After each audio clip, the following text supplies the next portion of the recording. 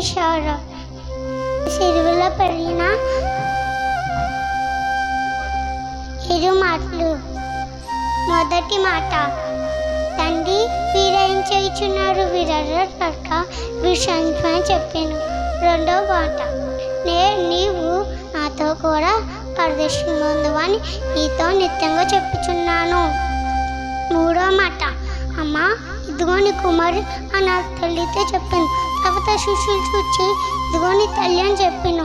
నాలుగో మాట, ఏలి ఏలి లామా సబక్తాని బిగ్గరగా కేక్ వేసాను. ఆ మాటకు నా దేవా నన్ను ఎందుకు చేయించితే అర్థం. ఐదో మాట, నేను దబ్బికొనిచున్నాను. ఆరో మాట, సమాప్తమైనది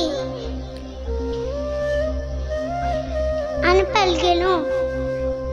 ఏడో మాట, తండ్రి నీ చేతిలో ఆత్మ అప్పగించుచున్నాను.